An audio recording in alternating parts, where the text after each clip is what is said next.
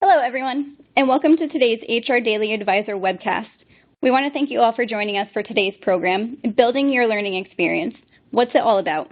Learning experience, learning culture, gamification, badges, and more. Sponsored by Adobe. Before we get started, we just need to go over a few housekeeping items so that we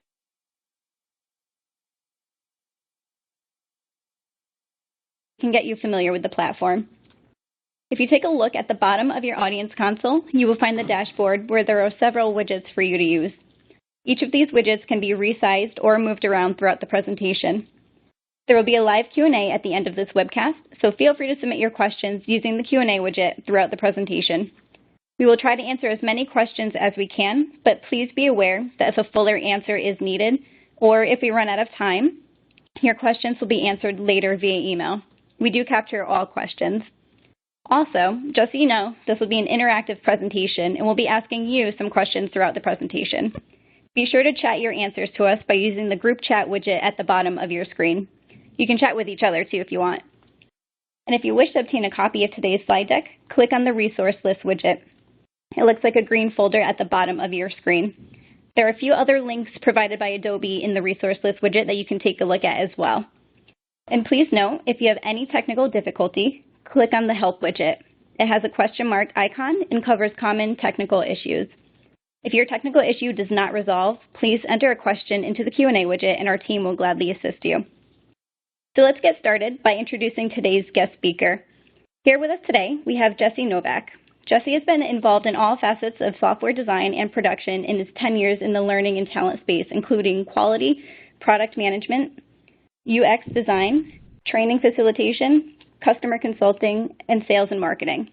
He has a strong desire to understand and partner with the learner to help improve engagement and experience with the end goal of helping organizations achieve their goals with ease.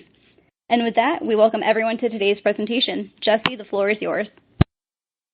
Thanks, Michelle. I appreciate it. And hello, everyone. Thank you for attending today.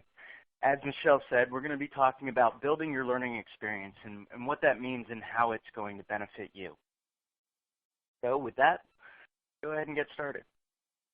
So what's blocking our success today? Retention.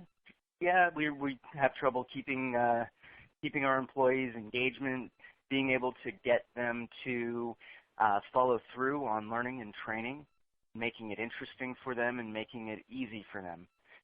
Developing a learning culture. So what is a learning culture? What is it that you need to do to build one? And then finally, your reputation. What is your reputation in the industry today, and how is that going to help you with retaining employees, acquiring new employees, and being able to go ahead and grow your organization in a fluid and organic manner? What else is blocking your success today? I can try to turn up my volume. Okay. All right, is that any better? Jesse, you sound good on our end. For a sound issue, we just want to recommend that everyone have their volumes up on their computer as loud as it can go if you're having any issues like that. Great, thanks, Michelle. So as far as what's blocking your success, this is an opportunity. What can you put in the group chat? What is blocking your success? What is it that you feel that you could be doing better or that you don't understand?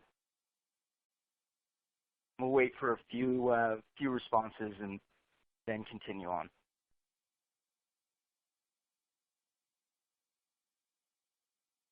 All right, well, some of the things that we can talk about when it comes to improving your success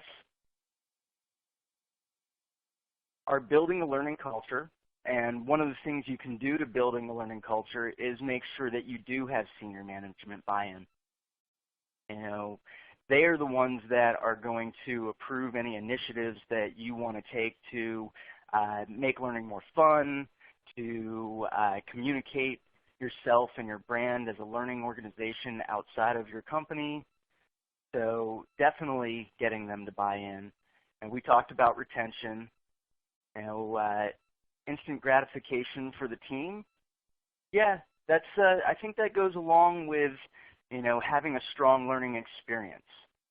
So if you have the right tools and you have easy to use tools and you can reach your learners in a manner that it's not going to impact their learning so that they can get things done quickly, it's definitely going to help with that. Jacqueline says employees don't want to do the work. Well, this is true, and that's one of the things I'm going to talk about today. Making learning fun. We have the opportunity through gamification and badging, through the tools that we use, such as an LMS. Adobe just launched their new LMS, Captivate Prime. So there's different tools that you can use to try to make learning more fun, and bringing that outside of the desk and into your learning culture and into your organization, getting people up out of their seats and doing things that are going to be more fun. And then finally, using things like badging to make things more recognizable, to provide them with recognition, to give them tools that they can then go ahead and earn recognition for what they've accomplished and then place that online. And we'll talk about all these different things. A few more, and then I'll go ahead and move forward. Let's see, Eric says, the hard part is getting students to participate in online discussions early and often. Beth says, I have trouble getting employees to do the prep work for discussion groups. So having the right tools can help you do all those things. Building a learning culture around fun, those tools, and getting the buy-in from your stakeholders is going to give you things that you need to do that, to incentivize different programs that you have and to have the buy-in to make learning more fun. They tend to procrastinate. Yeah, I've been guilty of that myself. So let's begin talking about the different things that we can do to help with that. So let's start with a learning culture. And what does it mean to have a learning culture? A learning culture is a culture inside of your organization, and eventually, as you begin to build your own company as a brand, outside of the organization. And what I mean when I say a learning culture is first starting with your stakeholders, your upper level management, and coming up with ideas of what you're going to do and what you're allowed to do to make learning more fun so that you can meet your initiatives and meet your goals on time. And there are a lot of different ways that you can do this.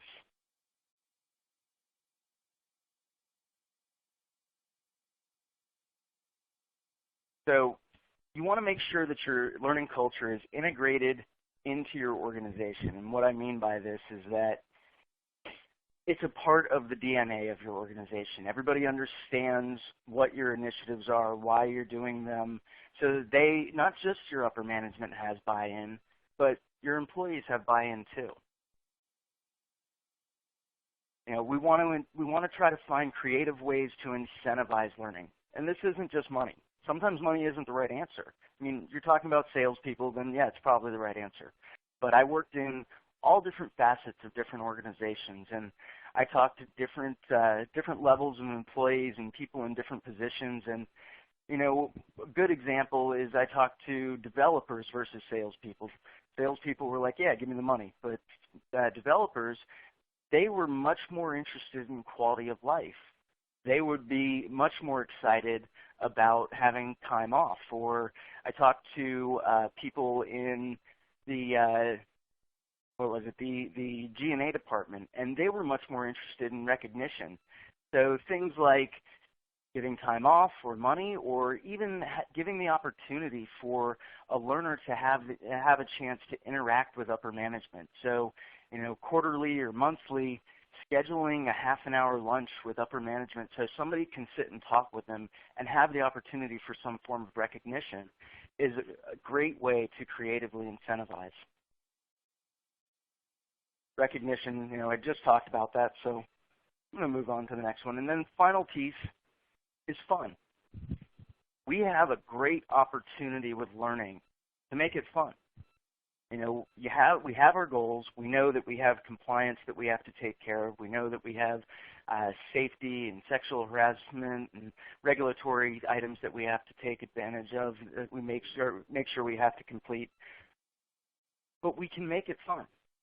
And that's part of the learning culture, finding ways that you can go ahead and take these things and make them fun. So there's different ways that we can do this. We can go ahead and get people out of their seats, away from their desks.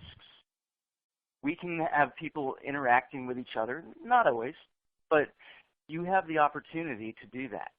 So between all these different pieces, building the learning culture around fun, around recognition, finding creative ways to incentivize, you can actually have a major impact on the success of your learning initiatives. And it sounds simple, but there's always different things you have to do. So you have to be creative. You have to sell it to your upper management, and then you have to sell it to your learner base so that they understand.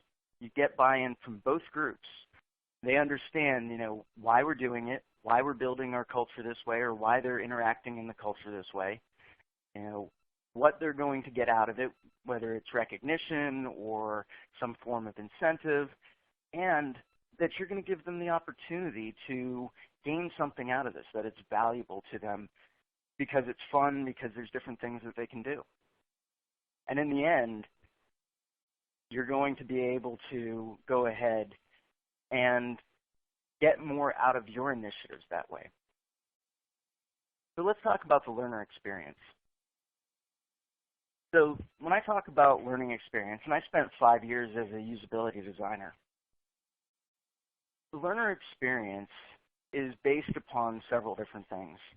How you build your courses, the tools that you provide them, how easy it is to use those tools, how understandable the content material is, even how you build that content in the sense of, I started researching into microlearning about 1.5 years, 2 years ago.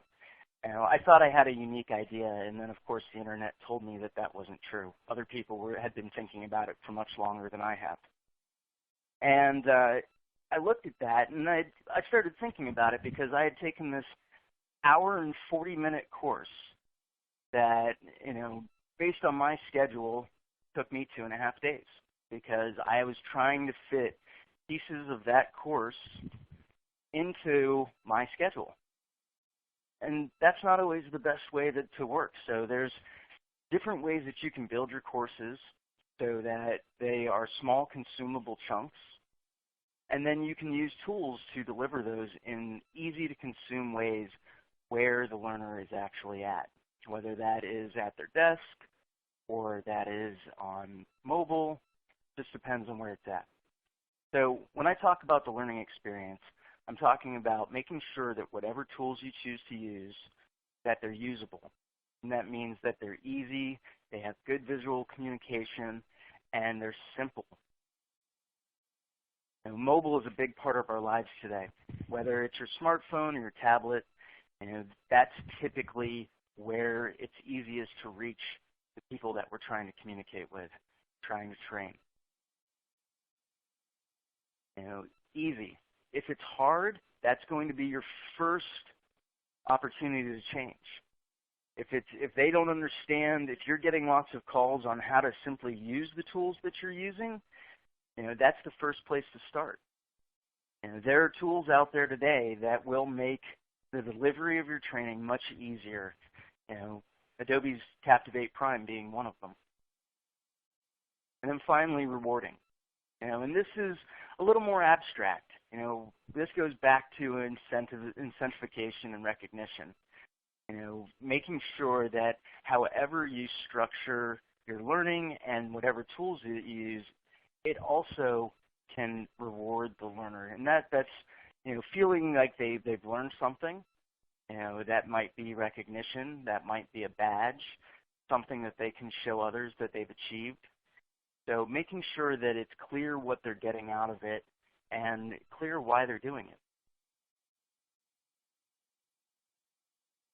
Sherry says it's not easy, but I always try to get them to see what's in it for them. And I agree with you, Sherry. It's not always easy because let's face it, all of us in our daily lives and our work lives these days, we have a ton of work. And finding that niche where you can construct your learning and deliver it in a way that is least impactful on their workload and most impactful on what they're getting out of it so that they can see and feel that is definitely a balancing act. Like I was saying, my favorite thing these days is the concept of microlearning. Being able to deliver those small chunks where they can feel like they accomplished something, and whether they get micro badging, which a little badge for each one that equal out to something larger, or when they complete them all, they get some sort of reward or incentive for recognition. Finding that balance that works with your learning culture is definitely something that you have to fine tune within your organization. So we've been talking about this slide already, but so the tools, they're going to be very critical to what you're doing.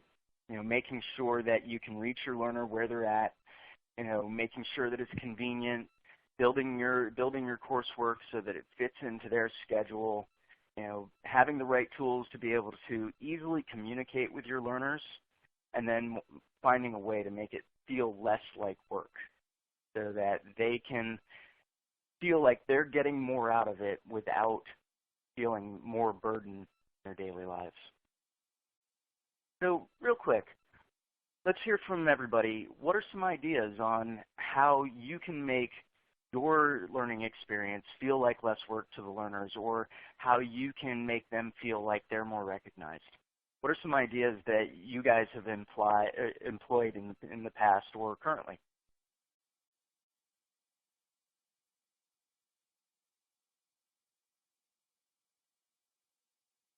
John, you said you mentioned in a 24/7 operation as well. Can you clarify what you're asking there?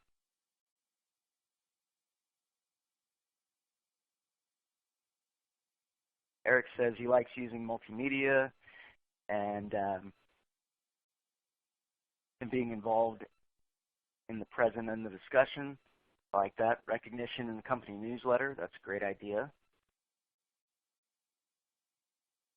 Allowing them to be a part of the process, absolutely. Communicating to your learners at any time, so that they understand, what it is they're going to learn and opportunities of how they might learn best is a great idea. Lisa says, we use soccer balls and throw them around to someone and they get to, I think that's fantastic.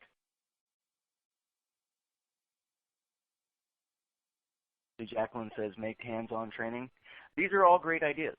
And many of these are about taking the learner outside of their daily routine. And that I think is a fantastic thing to look at.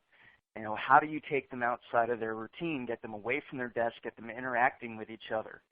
And I read a figure the other day that said that 70% of our learning is done socially. We get a lot of it from what we read and what we view, but we get even more information from interacting with each other. And I think that's really good that people are pointing that out, that that's working for them and they're doing that. It increases participation, and it also increases retention because they're focused on what they're doing and what they're learning. One more, Marty says finding a way to integrate every learner to make them contributors. Absolutely. I think that goes along with what I was just saying, that we learn so much socially from the people we're interacting with in our work lives. So finding a way to have that be replicated in a sense. So it's not just one-on-one or in a small group, but being able to take what we learn and being able to communicate that out to the larger group. I think that's fantastic. And then, okay, last one. And then Eric says about making learners feel that their contributions are appreciated and that in general it helps the group. And I would say that falls under recognition, and I think that's absolutely important. So, how does this impact your learning? Well, if we were just talking about all these different things, that finding ways to lower the impact of the training that you have to do. We talked about microlearning, We talked about perceivable value and recognition. I mean, you guys have all at least tried some of these different things. Now, finding ways to incorporate all of them may not be practical, but finding the ones that work right for your organization, that's what's going to help you.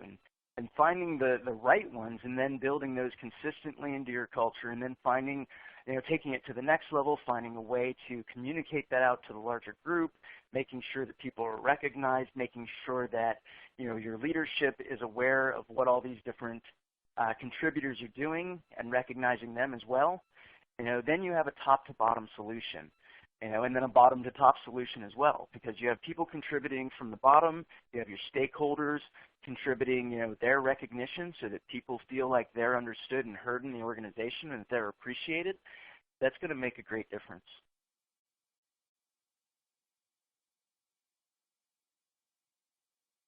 All right, so that was a learner experience.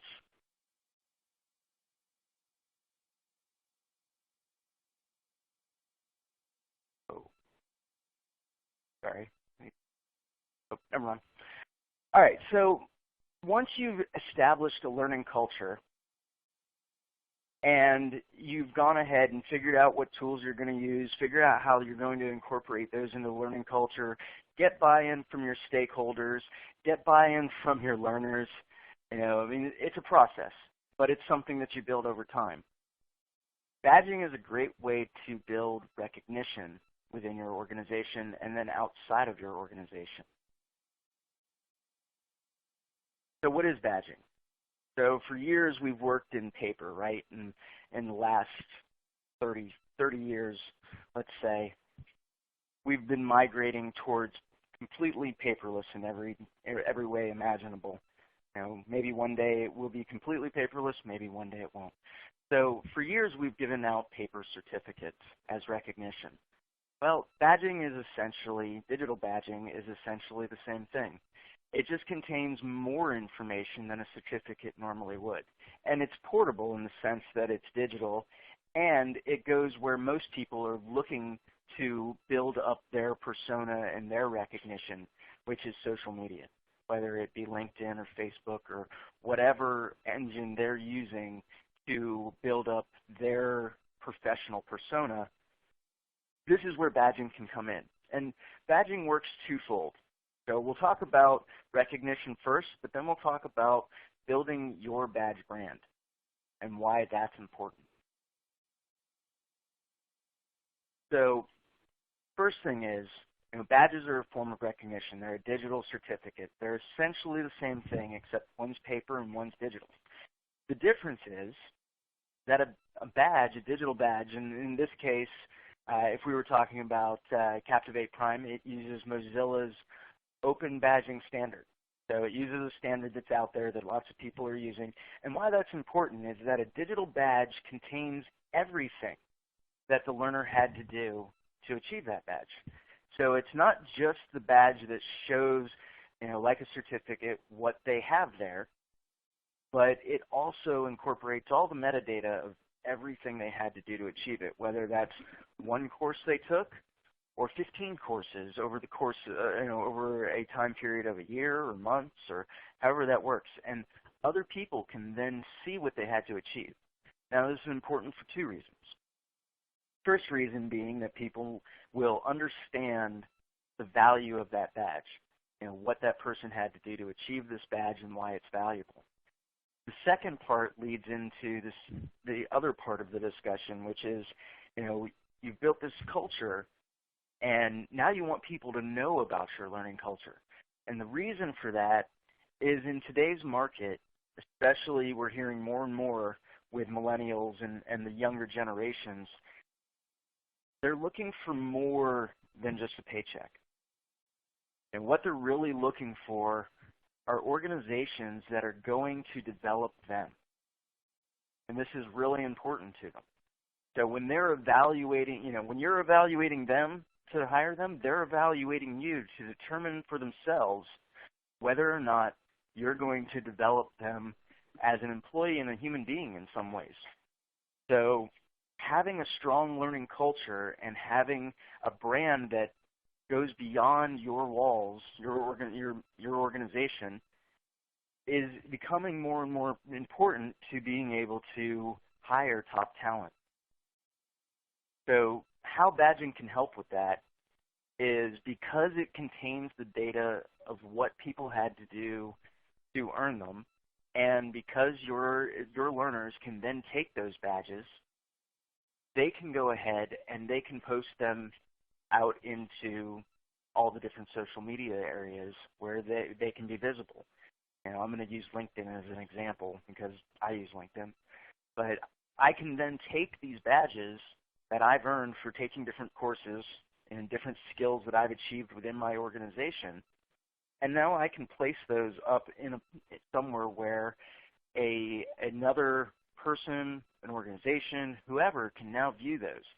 And that does two things. It shows that I have achieved this, and now I'm recognized for having this skill or understanding this material, but it also communicates out to the world that your organization, whoever gave me that badge, let's say, they're now aware that you have a focus on these things. So what other value do you think badges could provide besides both internal recognition and external recognition?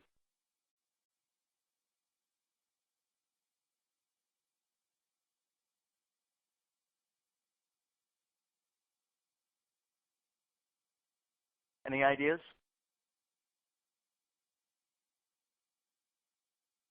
Is anybody already using digital badging? Self-esteem, completion, pride of accomplishment, self-satisfaction, motivation. Yeah, all of those fall under recognition. I think those are great. Some of you have never heard of digital badging. So digital badging has been around for quite some time, but it's really beginning to pick up pace now.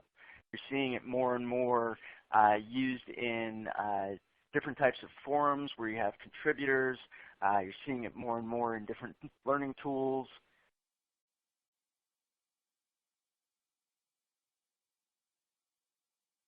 Eric says he creates his own recognition certificates.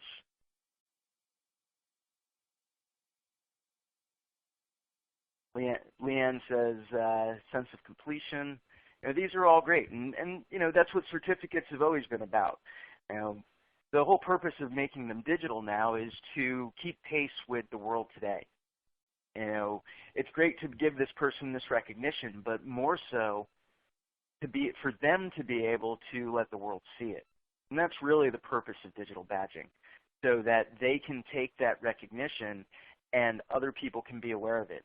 But you have the advantage by using digital badging that you can also begin to promote your own organization.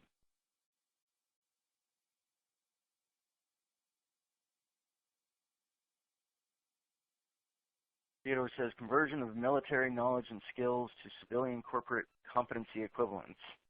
That's a fantastic sentence. But yeah, that's correct. I mean, being able to take a skill that you learned from wherever you learned it, whether it's the military, another organization, and being able to communicate that to other people as something of value. And that's the basis of a badge or a certificate, is that you are providing a means, a vehicle for that employee to communicate and add to their value, whether that's inside your organization or helping you to attract others to your organization.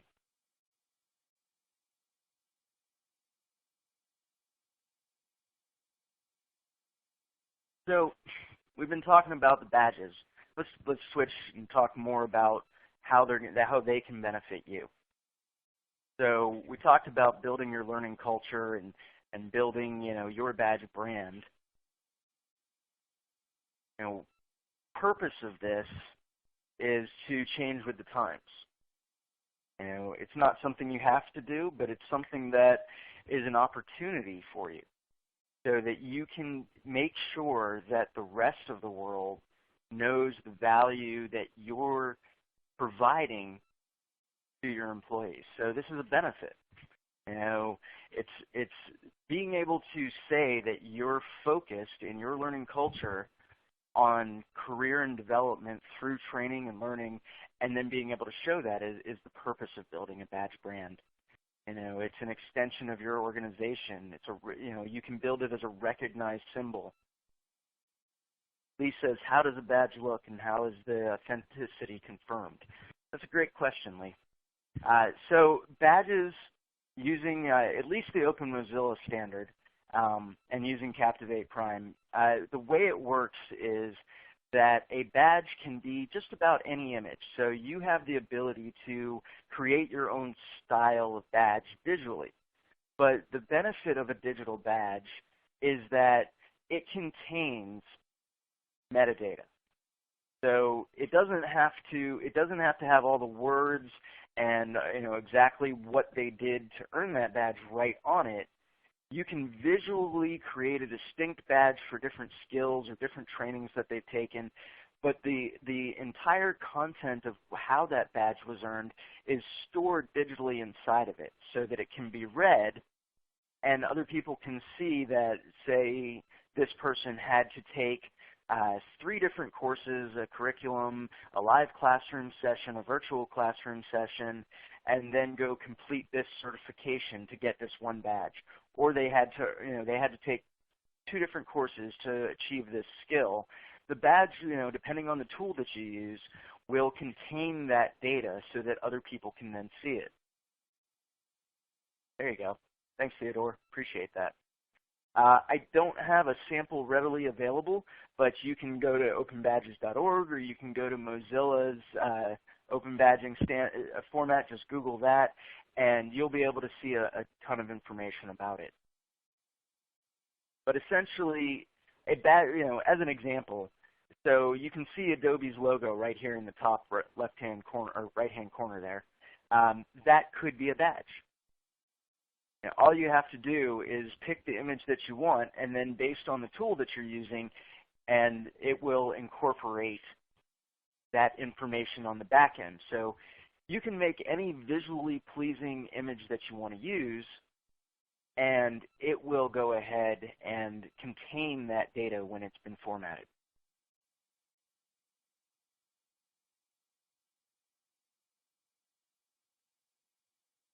All right, so we've been talking about why you do this. How do you deliver these badges? Well, in Captivate Prime, you can deliver badges in many different ways. So you can do it for the completion of a single course. You can do it for the acquisition of skills. You can do it through gamification, contribution of knowledge.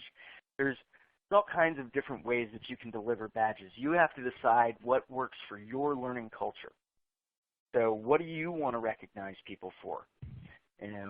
If you have an internal forum where people contribute to their knowledge to it, and you want to build a badging program around that, you can do that. It can be used for just about anything where the learner or employee is contributing their time in some way, whether that's knowledge contribution, whether that's their time to complete whatever learning initiative you have, whether it's for compliance, regulatory purposes. You can choose how you want to deliver those badges so that they get the recognition that you're looking to achieve. The other thing about it is it's important to make sure that it's clear on how they earn badges. And I'm going to talk about this in a few minutes when we start talking about gamification.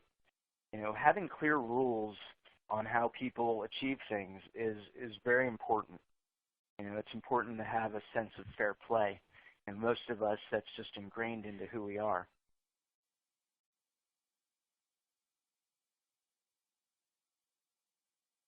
So John asks how we would convince the team that badges are important. Well, I'd say that there's multiple ways you could do that. I think you would start by getting buy-in from your leadership about what you want to create badges for.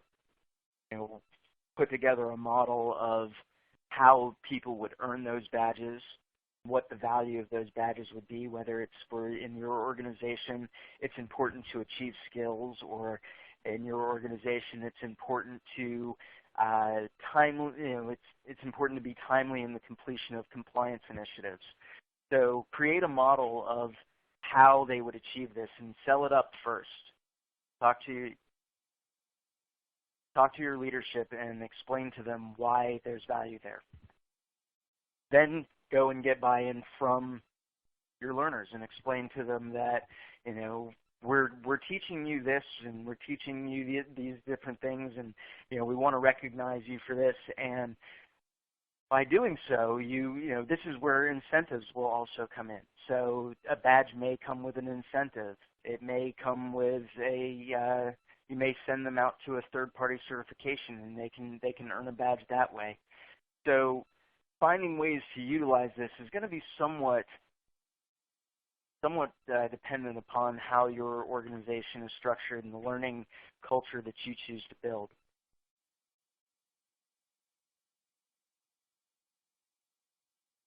Margaret says personal development, you can take it with you when you go. That's exactly true. As soon as you earn a digital badge, you now own that as a learner.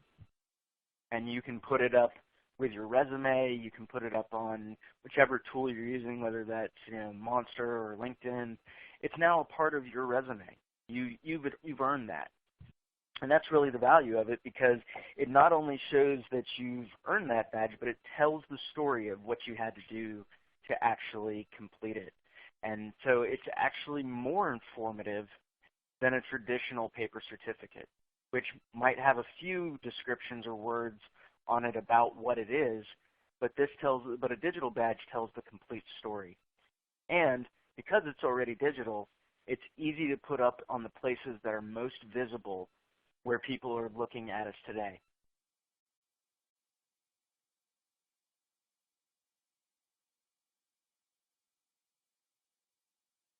All right, so the last piece I'm going to talk about is gamification and how this can benefit your organization as well if you choose to use it. So I don't know if you've heard a lot about gamification or a little bit, but gamification should be about fun. You know, I talked about fun earlier, building it into your learning culture, but get fun. You know, you have the opportunity as learning professionals to do something completely different than most of us in our daily jobs. I mean, I get to have fun all the time. I get to talk to all kinds of different people, so I'm very fortunate in my career. But a lot of people, they tend to be at their desk. They're very busy. They're locked there. You have the opportunity to unlock them from that and give them the opportunity, whether it's to meet with other people and learn that way, or to create fun and engaging simulations or micro-learning. You know, you can it be placed on your resume? Sorry, I'm jumping back 1 second. It can be placed on your online resume. And then probably, depending on how that service works, could be then printed to a paper type resume. All right, so gamification is mostly, if not entirely, an engagement tool. You know, and that's one of the main things that we have struggled with in the learning field today. Getting learners to actually want to complete the training that we provide. You know, so you can combine badging and gamification as strong engagement pieces. One, providing them value, and two, providing them fun. You know, giving them the opportunity to have light competition with their coworkers, to earn rewards or incentives some way. So there's different ways that you can use these tools to make learning much more interesting and engaging for the learners, so that they feel that there's value to be had. And they feel that there's an opportunity, that it's actually a break from their daily job, so that they can come in and they can see, depending on the tool that you use, they can see a leaderboard, and they can come in and see how their peers are doing, and they know that if they get this much work done towards your learning initiative within a set period of time, that they can earn points towards a specific goal. Now, as part of your learning culture, you'll have to decide what those rewards and incentives are. But gamification is a tool. So you can decide what that means. And I said it earlier, but I'm going to say it again because I feel it's very important. One of the keys to gamification is making sure that the rules are clear so that there's a sense of fair play, so that when people are working together or they're working on their own to earn these points, that they understand, how they got the score that they did, and they can understand how, somebody that is ahead of them or behind them on the leaderboard does as well. And when they do not feel that there is that sense of fair play, you're going to lose the advantage that the tool provides, which is that engagement. So using gamification can help you meet your timelines and goals. It's a vehicle to completing courses. It's a vehicle to building something into your learning culture that is going to help achieve what you're trying to achieve as far as meeting those initiatives that are being either pushed down to you by the executives or that you're trying to meet and show that you can achieve those things up to them. So gamification's been around for a long time. It came originally out of the gaming industry. They did an incredible amount of work into figuring out what motivates people to play games, to get something done, to achieve a task. And it's a little easier in a game, right? Because we want to be entertained, and games tend to be silly or adventurous or exciting. But we have the opportunity with the tools today to be able to create stimulating learning as well. We have multimedia at our disposal, sound, video, animation. So we can take all of the tools that we have and we can actually create engaging learning. And then through additional tools, we now have the capability to take that engaging learning that we create, and now we can add some additional fun to it. Now we can add leaderboards and points and scores and rewards and give the opportunity for learners to be able to interact with each other and see how others are doing. And through those tools, through social and through them interacting with each other, they can actually begin to get more involved. Myself personally, I've been a gamer for 30 years.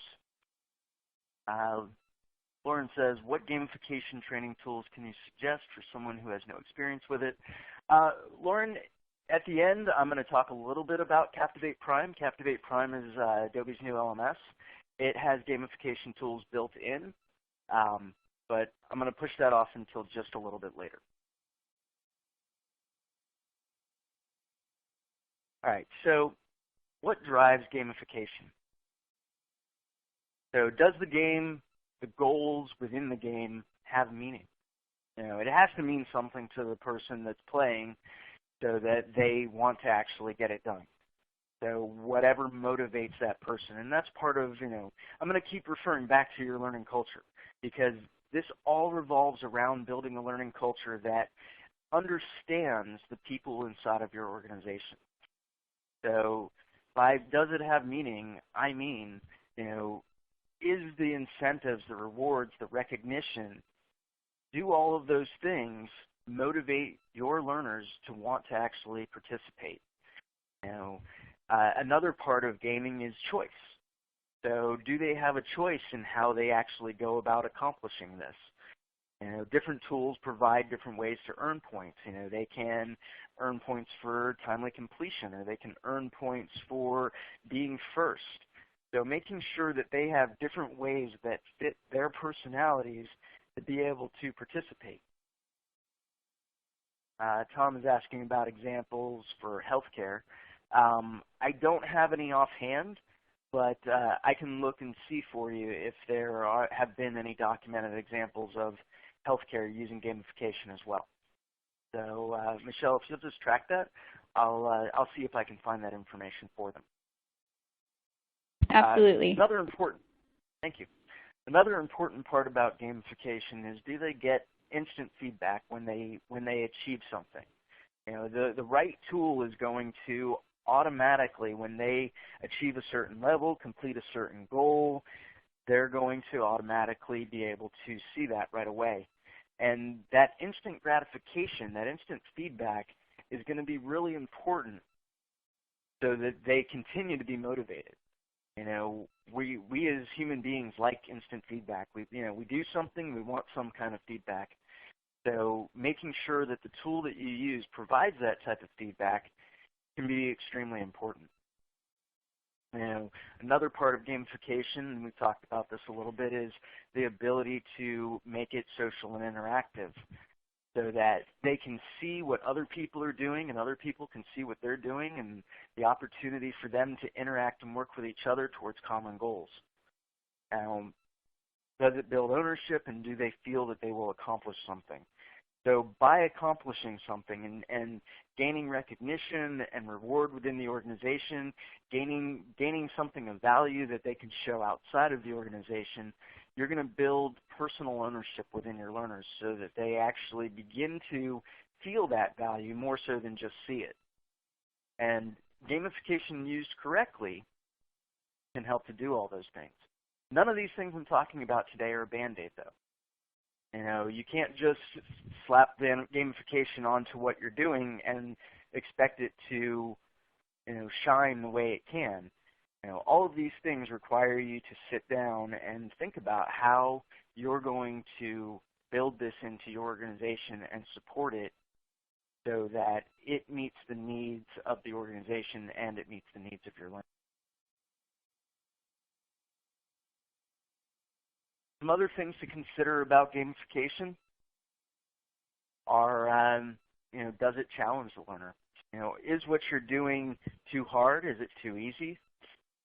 You know, the way that the courses are structured, or any training that you choose to do, the events and social learning that you choose to do, does it fit into your culture and your learners' schedules so that it's having the greatest impact without impacting their lives, so that they can still enjoy their lives outside of work as well?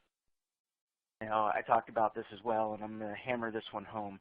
Making sure that the rules of the game are clear so that they understand exactly what that they have to do to earn these points, when they earn these points, what they can use them for. You know, I've seen the ability to spend points, the ability to, once they earn points at certain levels. So you have to decide what's going to work best within your organization and what your leadership will sign off on. So that's another important point.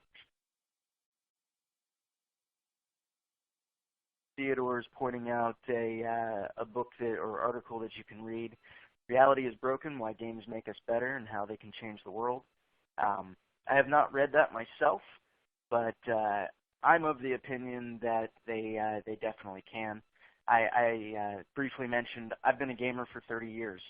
I actually would not be in my current role today if it had not been for gaming. So I won't go into the details of why, but gaming is responsible for me being in the position I am today. The last part, and this is something that I feel very strongly about, and so I've mentioned it many times today, is that you have the opportunity to make your learning culture fun. If your learners feel like work is mandatory, you're going to have a hard time getting them to actually engage and do it. So through the right learner experience, and for me that means having the right tools, making sure that they're usable, making sure that they are available where the learner is at, building your learning courses in a way that are fun and interesting, and taking them outside of their daily work life in some way, whether that's through a video, whether that's through an animation, whether that's through getting them into a room and throwing a soccer ball around and sharing experiential information. Allow it to be fun. And I have a little hint here. If it's mandatory, they're not going to feel that it's fun, and you're not necessarily going to see the gains that you're looking for. They may get it done, but they may not get it done in the time that you'd like to see it. You're going to see people that are lagging behind. You're going to see people doing the least amount of work possible to reach that level of completeness so that they can continue to fulfill their jobs. All right, so Adobe this year, or well, end of last year, August, released a new learning management system. For those of you that know what a learning management system is, or those of you that don't, a learning management system is a tool that allows you to deliver training, track that training, and then be able to easily report on it so that you can communicate the information that you need to your leadership. And what we think is great about Captivate Prime is that it offers a stimulating learner experience, and it has the capabilities of everything that I talked today. You can build a learning culture around it. It has a great learning experience. It's very usable. It has mobile. It has all these different tools. It has a leaderboard and gamification built in, has badging built in, has everything that you need to really successfully deliver training and build everything that I was talking about today. It's also easy to set up and easy to manage. Like I said, it has gamification and badging built in, and it's a great tool that you can build a learning culture around. And then one of the best things about it is it's very affordable. There's no hidden costs, no hidden fees. It's just an annual subscription based on a per registered learner. So at this time, Michelle, if you want to go ahead and open up the floor for Q&A. I have a quick poll here for those of you that might be interested in hearing a little bit more about Captivate Prime. Thank you for your time today, and I'll be happy to answer any of your questions. Absolutely. Thank you so much, Jesse. We do have some great questions that have been coming in, and just a reminder to attendees, you still have some time to go ahead and submit some questions, and if we don't get to all of them today, we will be following up with you after the event. All right, Jesse, so first question, what do gamification and learning culture have to do with each other? What do gamification and learning culture have to do with each other? Well, yep.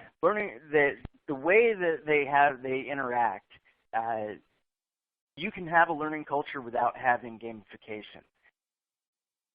You could probably attempt to use gamification without having a learning culture, but I wouldn't recommend it. So gamification is really a tool. Learning culture is much more about how you are showing value to your organization and getting buy-in from both your learners and your stakeholders. So they're kind of different in that regard, where one's a tool and the other is really a philosophy around how you're going to get your initiatives done and make it interesting, make it fun, and make it valuable. Perfect. Thank you so much. Next question. Why is it so important to have easy-to-use tools when we're talking about learner engagement?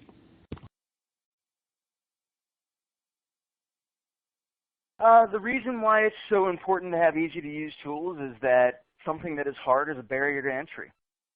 Anytime that you are frustrated, do you find that it's easy to accomplish what you're doing? I'm going to venture to guess that the answer is no.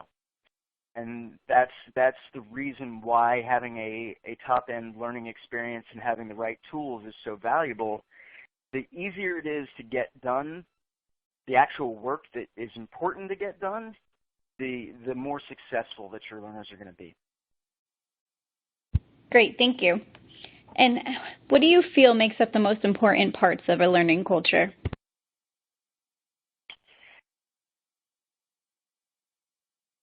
What do I feel makes up the most important parts of a learning culture? I'm going to go and say fun. Finding ways to engage your learners in interesting, creative, unorthodox ways so that it's an opportunity to get out of your daily grind.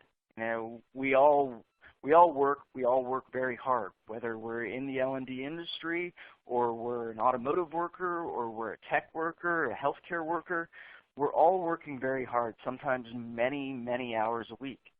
So the most important part for me is finding ways to take their mind off of the fact that they're working or they're doing something for work, so that they mentally in some ways get a break, but also it gives them a change of pace so that they can focus more intently on what they're doing.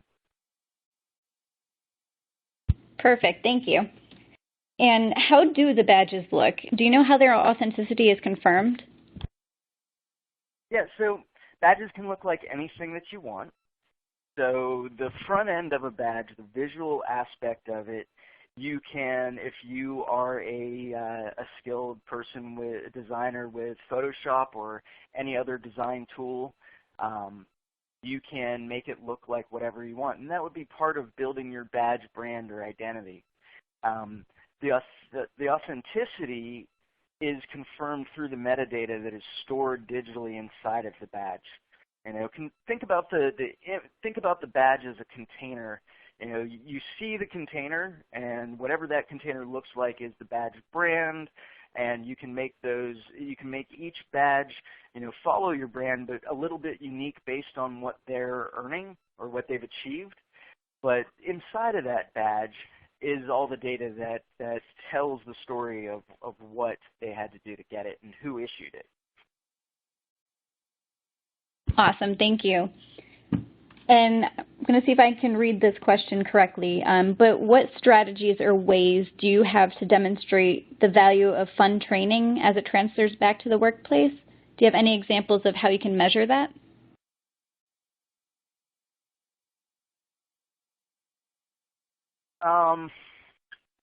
Well, so there's several ways that you can go about that. You know, having a learning management system is very helpful in doing so, because you have the data and you have reporting tools to be able to easily translate that into a visualized report, so that you can then show that to your leadership. One of the best ways to do it is to potentially have two different groups, one where you do training one way and one where you do training, you know, to have two small groups where you do each thing, and try to pick those groups in an unbiased way so that you can get a good sample, and then communicate those results and test it a few times. You know, like I said, gamification is a tool. You know, how you go about implementing it and how you go about using it can also impact its success, but we've seen in the industry that by making things more fun and by employing things like points and scores and competition and rewards, that it does impact and help to achieve your initiatives and take some of the grind, if you will, off of the learner or employee. Perfect. Thank you, Jesse. It looks like we have time for just about one more question before we close out the presentation. Next question is from Jennifer. She agrees with you, and based on her experience, gamification for required tasks doesn't lead to the same results. And if they were to if they are having to make gamification a requirement, are there any suggestions that you have to make it more effective? Okay, let me make sure I'm understanding this correctly. So you have a situation where you have mandatory compliance training and you still want to apply gamification. That's going to be many, many organizations. I would say, once again, that the only thing that you can do that, because it is mandatory, right? It's compulsory. They have to do it. The answer to that would be to try to find ways to make it as fun as possible, to try to get them out of their desk, or to get them in a room, like some said, and throw around a soccer ball, or get them out into, if you have the opportunity. And you can't always employ all of these different things, because sometimes it's just not possible. But finding ways to get people interacting with each other, communicate the results of the process of the game to the organization. This is where recognition comes in. You know, like I said, is one of the incentives. I really liked the concept of being able to get your stakeholders involved too, so that they can feel the impact. So get your stakeholders involved so that maybe you have some sort of recognition process where they're recognizing the top achiever that month or that quarter, so that people feel appreciated. Along with incentives and reward, feeling appreciated is a big part of all of this. Because especially if we have to do it, let's at least have them feel appreciated for getting it done. Wonderful. Thank you so much, Jesse. It does look like that is all the time we have for questions today. Just another reminder to attendees that if your question wasn't answered during the live Q&A, we'll be responding to each of your questions over email for the next few days. Jesse, any closing comments before I cut you off here? No, I just want to thank you, and I want to thank everybody for attending today, and looking forward to answering any other questions that come in the future. And any questions that you may have about Captivate Prime, we'd be more than happy to ask as well. There are also those links that are available if you'd like more information or like to see a demo or free trial. But definitely, thank you very much for your time today. Perfect. Thank you so much, Jesse. And in regards to those links, those will be included in the follow-up email that you will be getting from the HR Daily Advisor in approximately 24 hours. So if you don't get them today, you will be receiving them sometime tomorrow in the email. And also, before you exit, please take note of the credit codes for today's event. The HRCI number for today's webcast is 250930. This webcast is also approved for SHRM credit. The SHRM credit code is 16-NZMB4. A slide with today's credit information is on your screen. This credit information will also be included in the follow-up email that you should receive in approximately 24 hours from the HR Daily Advisor, along with a link to the recording. Please also take note that at the close of this webcast, you will see an exit survey.